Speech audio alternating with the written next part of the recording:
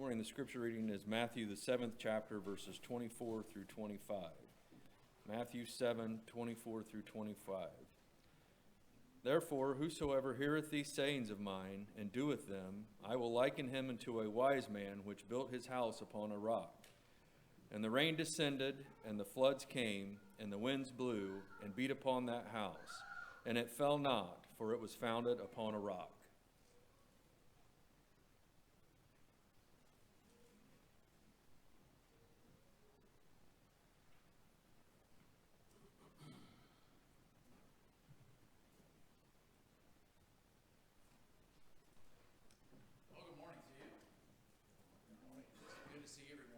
Way of a greeting, I guess, to you. Last time, if you recall, I was with you.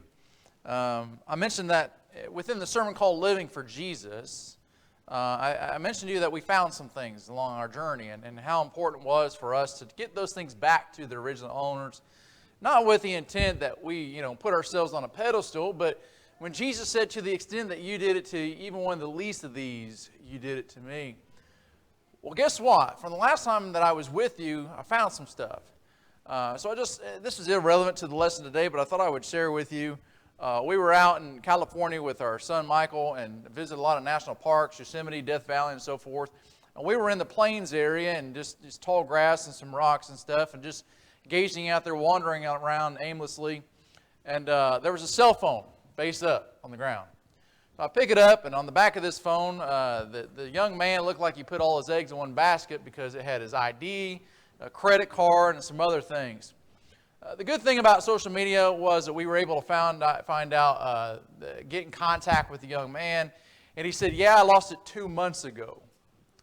2 months ago. So, and I think it was, correct me if I'm wrong, I think it was more in the Death Valley area, so it would have been hot and stuff. But regardless, no one else had passed. I mean, we were not on the pathway of anything. But 2 months, the young man was residing in California. He went to the University of Notre Dame, and he played for the minor league baseball of the Toronto Blue Jays. So we got that stuff to him. I'm sure by then, even though there was a credit card and driver's license, 2 months later, I'm sure he's got all that stuff replaced. But he was really appreciative when we got those things back to him. In addition, we were working on the house next door to us, and everything was cleaned out, knocking out ceilings, knocking out the drywall and everything, just really gutting the house. Then a cover was removed in the attic, and there lies boxes and totes full of family photos and full of family artwork. When we contacted the previous owners, they said a lot of that was her dad's artwork, very, very precious, and at the end of the day, very appreciative that we contacted them, that we took the time and liberty to do so. So even though, again, it's just one of those things where the smallest things that we could do, going back to that sermon, living for Jesus, again, he said, to the extent that you did it to the least of one of these, you did it to me. So who knows what I'm going to find? My mom said, hey, when I go in a room and I'm looking for something, she says, Kevin, it's right there in front of your face, and I still don't see it, and those type of things. But you let me wander off somewhere, and who knows what I'll find. So if you're missing something, just let me know, and I will blindly come over and find that for you. So anyhow, the lesson today resides on questioning our faith. Usually the pictures that I throw up here are ones that I find on Google Images. I don't know who they are, where they come from. But if you cannot tell, that's me. This is on a Sunday. We had traveled with, again, Michael to California. This is on Dante's Peak. And we drove up, I don't know how, I think it's 6,000 feet above elevation that we were up there. Very windy area. We walked out on the edge of these cliffs. And you sit down, and below in this valley, it's just full of salt. It looks like water. It looks like snow. But it was just a gorgeous, gorgeous sight. And I found myself sitting down here, and again, being on Sunday, I read Matthew chapter 26, and I just took in a reflection because I stood, sitting in awe of God's creation. The journey to get to this point, this is, I think, day one, but the journey to get to this point required my wife to book tickets, to book the time. My son, he created the whole itinerary. We planned. I took vacation from work. Within doing all those things, there's a lot of preparation, when you go on vacation somewhere. The other thing as a dad, I had to prepare myself that I was going to go away from my other kids for 5-6 days. And as a parent, that's not easy, right? I mean, you want to cling to your kids, you want to always be with them, but you're going to leave them. You're going to go on a journey that I have no idea where I'm going to go, what I'm going to see, what I'm going to experience. I have no idea the dangers that I'm going to face within those things. In reality, I don't know them, so I don't even worry about those things. Now, as we went through those things, there were some times we were a little worried and scared to death, and we were literally out in the middle of nowhere. I've never truly been there, right? But, you could say that out here in the middle of the cornfield, but, we were literally in the middle of nowhere. One night was 3 a.m. Indiana time that we were still striving to find a hotel for the night. And it was just, we were up and down mountains and so forth and dark, and you got so far out in the middle of nowhere, you didn't know the next place of civilization was actually going to be. But in that journey, I had to fly. Now, I don't mind flying. Flying is not a big deal. It's never really been a big deal. But for some reason, when it's just my wife and we fly, I get really nervous. And I get nervous just because, again, I'm leaving 3 kids at home. Right? And I don't want anything bad to happen. Now, I didn't think about that nervousness when I drove the car that day or any other day going to and from work. I never had that nervous of anything that I do in life, Monday through Friday and any other time. And maybe it's because we get so used to those things, we trust those things. The human mechanic that put my brakes on the car and the engineer that engineered them, it seems like we trust them in faith, right? We just get in the car, we just go.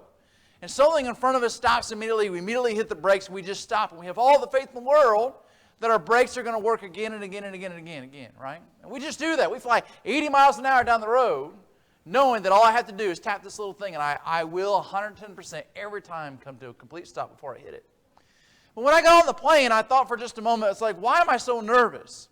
And again, I find myself talking to God. God, please allow us to have this safe trip. Right? And then when we land, it's like a fist bump. It's like, yeah, you did it for me, yes, And I just appreciated Him for that. And I'm not exaggerating. I'm serious. I'm to the point where, when you ask God for something, you better make sure that you say thank you for doing it. And so when we get to this journey, and we're up in the plane, and we're looking over, she's like, hey, look out the window, check this thing out. You're looking over the mountains, the Colorados, and so the beautiful that they are, and you're just taking God's beauty when you're up there. And then you finally land, you get to where you need to be and where you want to go. And again, you truly appreciate Him. But what I started doing to myself is, Kevin, why are you so nervous? Why are you doubting God? Why are you questioning God? Don't you think that He's going to get you where you want to go? And the coolest part about this is that He's going to show you something absolutely amazing that you have no idea yet. And this is just day one. And so don't you think that God is going to get you where you want to go in life, but yet we worry so much, but yet although we can't see what's in front of it, God says, I have something amazing for you, just trust me. You're so worried about so many things that you can't control. I can't control the pilot. I can't control the mechanics who did anything to this plane. Hopefully they've done some preventative maintenance on it. I hope we got enough fuel to get there. But you never question those things getting on the plane. But those things are real. Human, mankind, we built the plane. The pilot could have a heart attack. It's happened before. They'll tell you on the intercom, hey, when we go over the Rockies, there's going to be a little bit of turbulence, so just hang on, Don't worry, we got this. And so when you go through those things, you trust that 40,000 feet up in the air that you're good to go. But again, we question so much at times, and maybe we're questioning human error, but in reality, we're questioning God.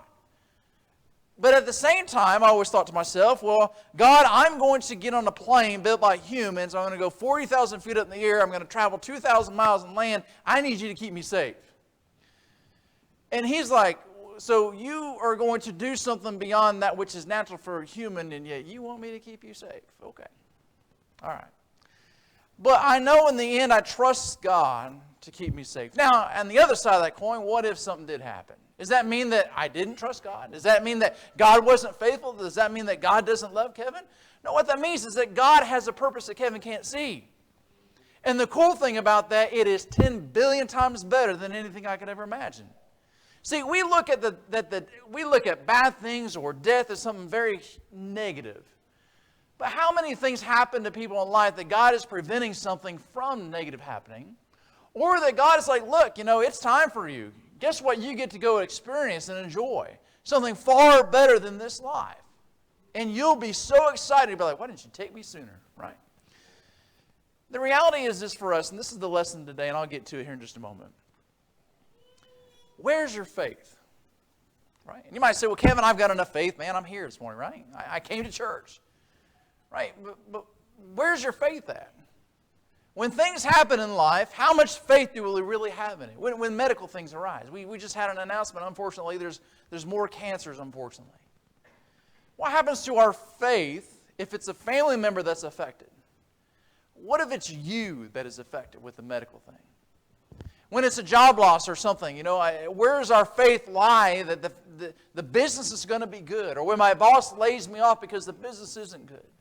Where does our faith lie? When something negative happens in your life, is that the moment that truly tests your faith to the measure as that it finally reveals where you really are?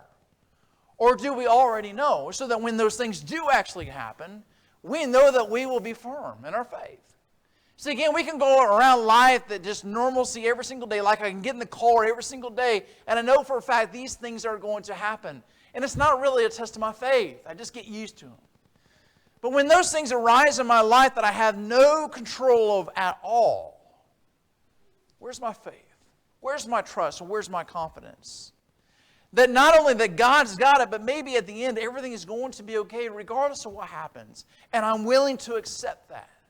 Because again, He sees it, He knows it, and He's willing to care for my life and those around me to take care of us. The lesson that I want to bring forth stems out of Mark chapter 4. And this will be the main part of our sermon today. In Mark chapter 4, you've heard this lesson before, but I want to point something out that maybe will apply to you. He says, on that day when evening came, He said to them, let us go over to the other side. Leaving the crowd, they took Him along with them in the boat, just as He was, and the other boats were with Him. And there arose a fierce gale of wind, and the waves were breaking over the boat so much that the boat was already filling up. Jesus Himself was in the stern, which is the rear of the boat, asleep on the cushion. And they woke Him and said to Him, Teacher, do you not care that we are perishing? And He got up and rebuked the wind and said to the sea, Hush, be still. And the wind died down, and it became perfectly calm. And He said to them, Why are you afraid? Do you still have no faith? They became very much afraid and said to one another, Who is this, that even the wind and the sea obey Him? What is interesting here, this is an extra caption that I put on the bottom, is it's almost like Jesus saying, I'm going to bring you over here, and I'm going to show you something. Now, if you back up for just a moment, I don't want you to miss this. Jesus gets in the boat. He tells them right off the bat, we are going to go over to the other side. If God tells you something's going to happen, it's going to happen.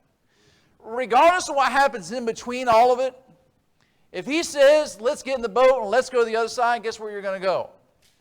You're going to go to the other side. There's no doubting about that. And that's the confidence we have. Right? That's the confidence we have to wake up on Sunday morning and come to church. Jesus said, let's go to church. Okay, let's go. And we went to church. Jesus praised God. We praise God. He said, sing to me. We sing. He says, take the Lord's Supper, and we take the Lord's Supper. And we've got that faith, right? We're there. We got in the boat. You said, let's go to the other side, get in the boat. Okay, we'll get in the boat. Jesus said, let's go, let's go. But then when everything happens in life, just like when Peter, right? When Jesus was walking out there and Peter said, who is this? And, Jesus was declaring to him it was Him. And Peter said, well, if it really is you, then command me to come out of the boat. And Jesus said, get out of the boat. What did Peter do? Got out of the boat. Then what happened? Fierce gale of wind. He gets nervous. Lack of faith. Starts sinking. Right? Starts pleading to Jesus. And again, that's the same way sometimes our life is.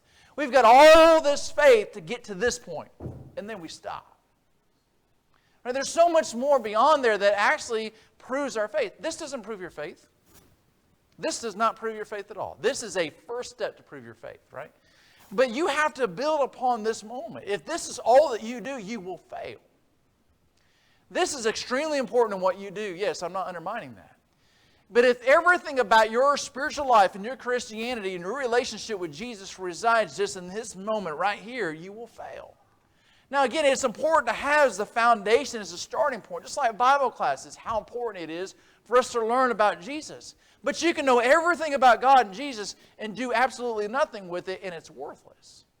If you don't take what God is teaching you and instructing you to do and coaching you and helping you to do and don't go out there and fulfill it, then it's all for nothing. We've wasted it.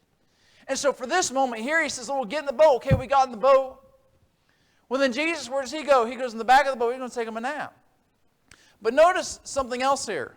It's not just the boat that Jesus got in that was out on the water. There are other boats out there. There's others that went with them.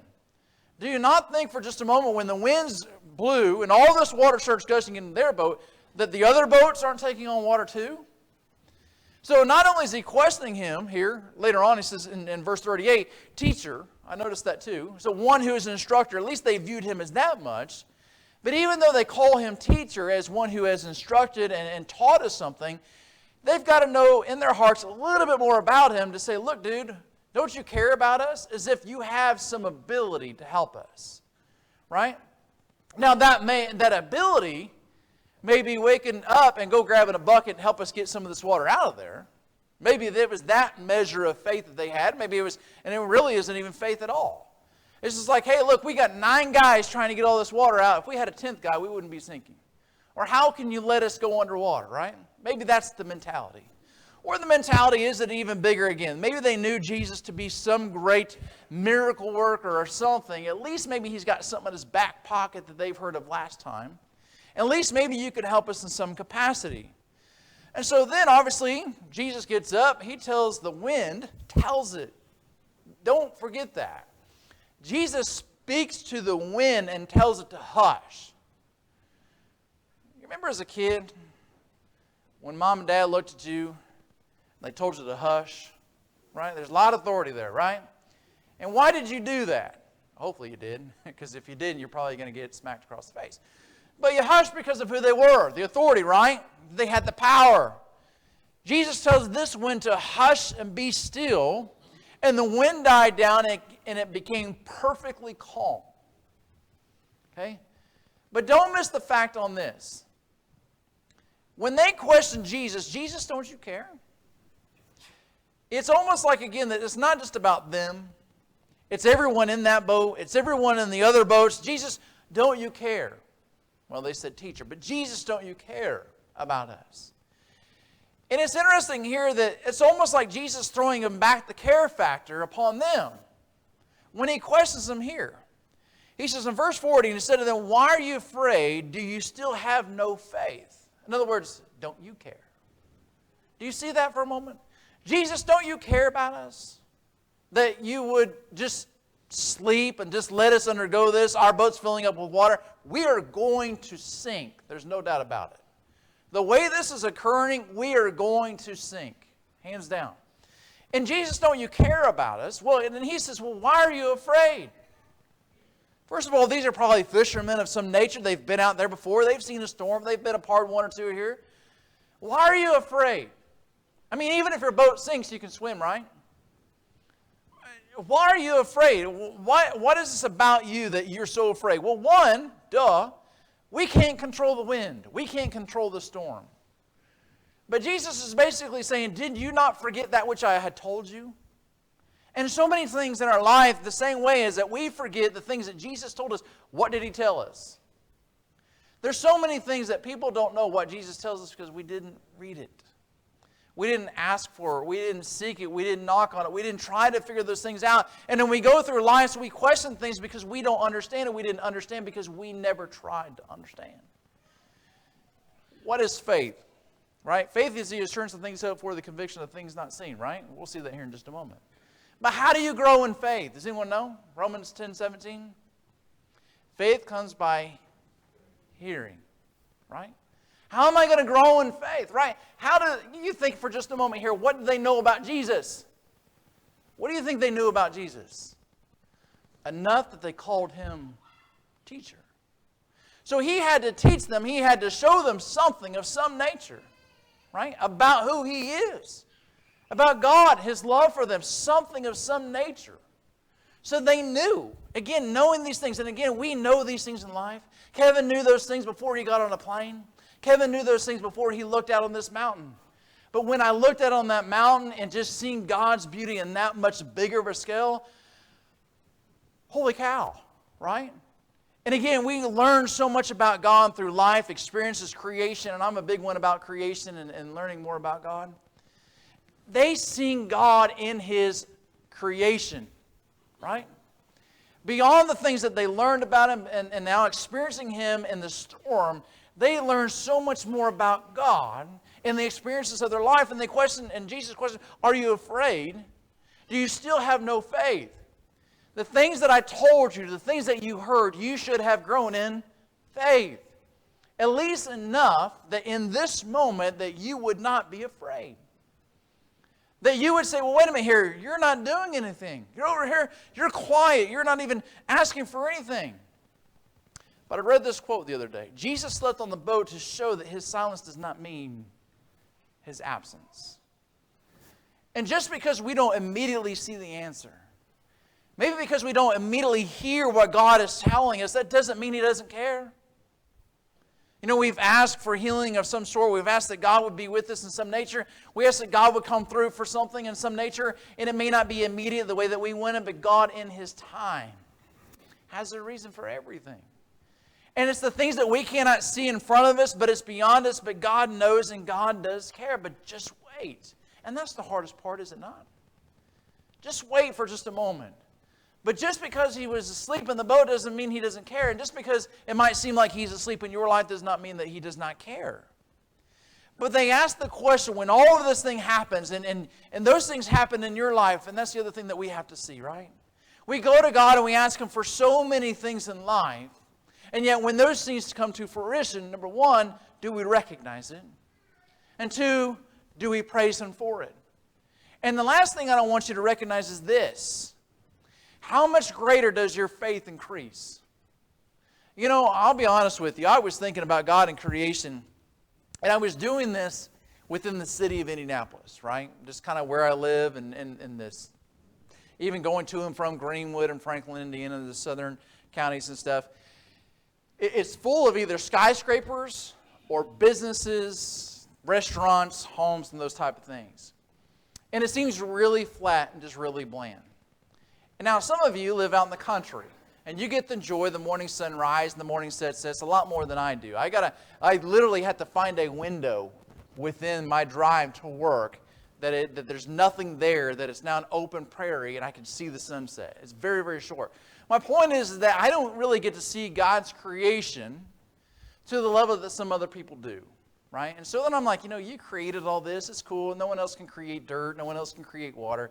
But then when we went to the oceans, we went to the Atlantic side, and we went to the Pacific side, and you stand there, you're like, that's a lot of water, right? And you really get your big eyes about who God is, like, that's a lot of water created. Okay, so in the end, you created dirt, you created water. Cool. No one else can do that, but really, that's it? Really? And he's like, well, hold on a second, Kevin. I'm going to get you on a plane, and I'm going to bring you over here, and I'm going to show you something. And he did. Hands down, he did. I ain't seen them all yet, but my son's got 8,000, kid you not, 8,000 photos of our 5-6 day trip, of all the places that we went to. And we're just strolling through those constantly and standing in awe, reliving those moments. Whether it's the mountaintops that we found ourselves, the valleys in, from Death Valley to the Yosemite, from seeing the sequoia trees, the largest trees in the world, it was one of the neatest experiences. And the cool thing about that is, that ain't even 0.0001% of how awesome God's creation is all the way around this world. We got a chance to go see barely of a glimpse of His awesomeness in creation. And how many other places in the world that we could go see His awesomeness. And so for just a moment, no matter how I'm excelling in my spiritual life, no matter how close I'm trying to grow towards God, there's always something within our life that can, one, question our faith, but that God's going to reveal how amazing He is to you. But I think the key to that also is our willingness to question ourselves, but also see what He's trying to do in our lives. I read this as well. He says, I'd rather go through the storm with Jesus than sail through life without him. Could you imagine if Jesus wasn't on the boat? Right? Could you imagine if Jesus isn't in your life? To ask, to seek, to believe, to hope. What if he wasn't? If you're an unbeliever, if you've never given your life to Christ, that's where your life resides. If you find yourself sinning over and over and over again, and you don't ever try, you don't ever accomplish getting out of those things, again, that's where your life lies. We find ourselves never giving our life to Christ in the capacity of our heart, our devotion, our time, our energy, and prayer life, and reading life, and singing life, giving it in devotion in church, and Lord's Supper, fellowshipping with one another. And again, that lesson we had a couple weeks ago, living for Jesus, may not truly be a part of who I am. And so we're going through life so much trying to conquer all these obstacles in our life, whether it's financial things, relationship things, medical things, political things, economic things, you name it. And all over our lives we're doing so without Christ. And when you do that, you should absolutely be afraid. Because we will fail. The boat that we are in life will fill up with water, we will sink, and we will drown. And the thing is, Jesus has always been right there, waiting for us to ask him. And I wonder if that's the same thing too. Him sleeping in the boat was a confirmation that they should ask, not doubt, not question. All they had to do was say, Jesus, can you help us? Will you help us? But sometimes by our reaction and by our words, as we look at Jesus and say, hey, sleepyhead, don't you care? He's like, I've been here the whole time, and all you had to do was ask. And he gets up, and the things in our lives, he says, hush, be still. And our lives become what? At peace.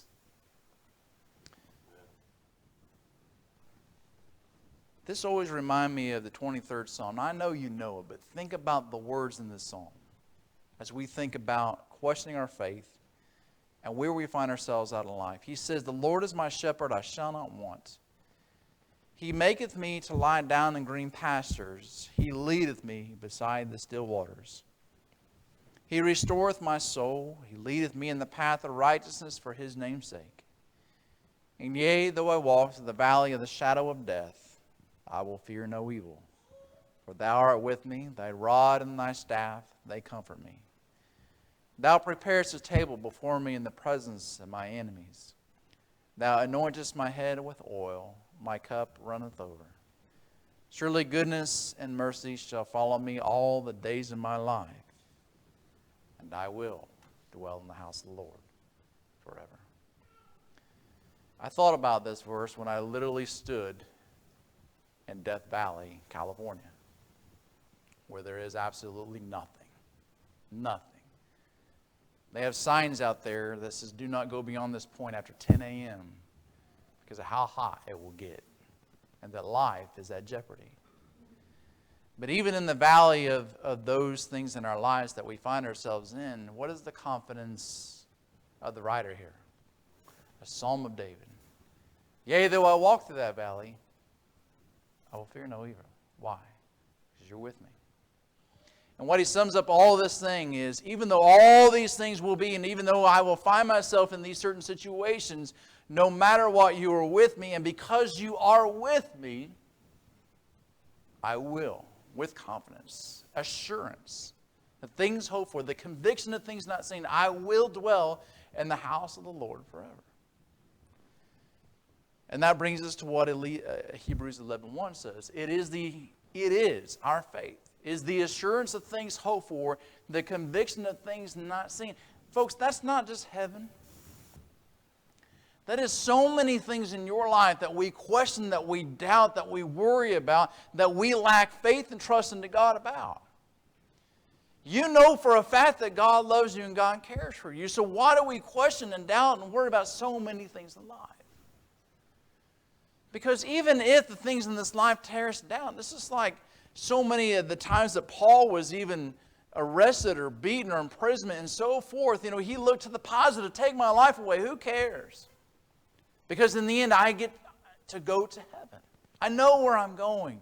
And that's the assurance that you have. Because the faith that you have in God. He says in verse 6 here of Hebrews 11, he says, and without faith it is impossible to please Him. For he who comes to God must believe that He is, and that He is a rewarder of those who seek Him. And again, our whole goal obviously is to please God, to find favor within the eyes of God. But how do we do that? In faith. And you might say, Kevin, I'm good though. I got you, man.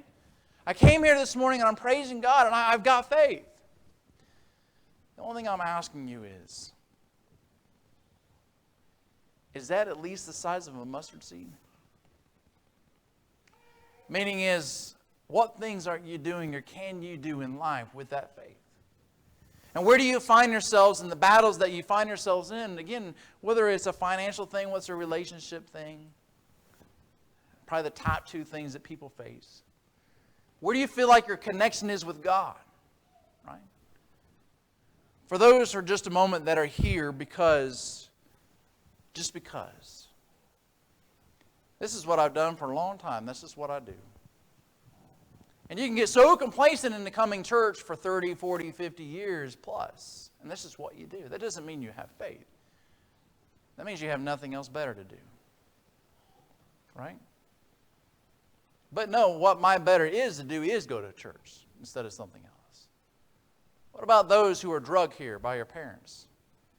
Didn't really want to come to church, but they made me come to church, so here I am. Right? I didn't really want to be here at all, but I came. What about those that don't come on Wednesdays? What about those who don't come on Sunday nights? Right? Think about where our faith really is.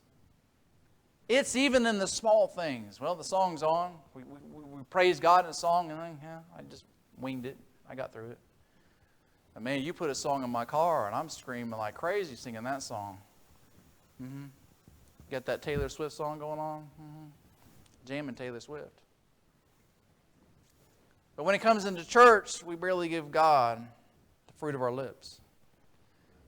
We may give all kinds of attention to that drama television show, that sports game on TV, the political debates. But we can't find 5 minutes to focus on the Lord's Supper.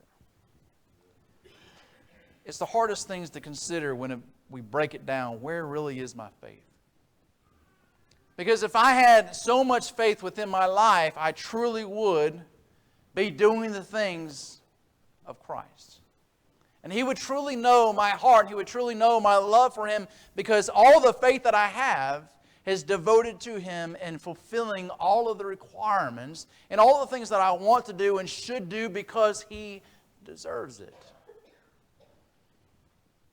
We don't take the Lord's Supper just because God says on the first day of the week, do it. That's a starting point that gives us hopefully the timeline, but we do it because we love it and we care. And He says, I want you to remember me and don't forget me. And so we do it. In Psalm 27 and verse 4. I've got two more for you and I'll bring it to a close. In Psalm 27 and verse 4, He says, one thing I have asked from the Lord that I shall seek, that I may dwell in the house of the Lord all the days of my life, to behold the beauty of the Lord and to meditate in His temple. For in the day of trouble He will conceal me in His tabernacle. In the secret place of His tent He will hide me. He will lift me up on a rock. The faith that we have is one that knowing that yes, we will. I always thought about Mary and Martha and their brother Lazarus, right? Their sister sent for Jesus, come heal my brother, he's sick. Jesus purposely delays, right? Then when He starts to show up, they go, don't worry about it. It's been 3 days, he thinks he's dead. And one of the sisters I'm thinking was Martha. Forgive me. But I think it was Martha. Jesus says, don't you know that I can raise the dead? She says, yes, Lord, I know in the end, when it's all said and done, you can raise the dead. He says, no, you don't understand. I am the resurrection and the life. And He raises their brother from the dead. See, I'm afraid that so much that our faith is residing in what will happen way down the road. They got to have all the faith that when life is over, that there is a heaven, there's a hell, and that's why I'm here. And I'm here to worship you, and I'm here to praise you because I don't want to go to hell. I want to go to heaven. And I believe when it's all said and done, that's where I hope to be. But there's so many things within this moment that define our faith, that questions our faith, that we prove our faith. Yes, one day absolutely will. But don't forget what's happening right now. The moments in our life where we have the ability to truly declare where our faith really resides. Because I think in the end, if we don't, then we're hanging our faith on a thread of hope. A wishful thinking that when it's all over, we wishfully think that we're going to heaven. But when we live a life of faithfulness, and we truly trust God no matter what, when our life is over, no matter if we perish early or if He comes and gets us, we know without a doubt exactly where we get to go, that which He has promised us. In Romans 8, verse 24, he says, "For in hope we have been saved, but hope that is seen is not hope. For who hopes for what he already sees? But if we hope for what we do not see, with perseverance we wait eagerly for it. In the same way, the Spirit also helps with our weaknesses. For we do not know how to pray as we should, but the Spirit Himself intercedes for us with groanings too deep for words. And He who searches the hearts knows what the mind of the Spirit is, because He intercedes for the saints according to the will of God." And notice this last verse. "And we know that God causes all things to work together for good to those who love God, to those who are called according to His purpose." I would encourage you that the storm that was put in front of you will be the storm that God causes to increase your faith. And I would encourage you to not question Jesus and His love and His loyalty for you. But I would question, where's your faith in regards to who He is, what He has done for you, and what He will do for you one day. In such a capacity, do you believe it? Now, if you believe that, here's the last two things for you. If you truly believe that, then stop sinning and turn your life around. That's a harsh statement to do. But stop sinning and turn your life around. Whatever that thing is or things are in your life, stop doing them. Turn from them. Why? Because you have faith in Jesus Christ, who He is and what He has done for you. And the other thing is, if you haven't done so, then let us help you. Let us baptize you in the name of Jesus Christ, rising up a new creature, walk in the newness of life, and the faith that you want to express this moment. If there's anyone that we can help, may come forward now as we stand and sing. I hear Thy welcome voice.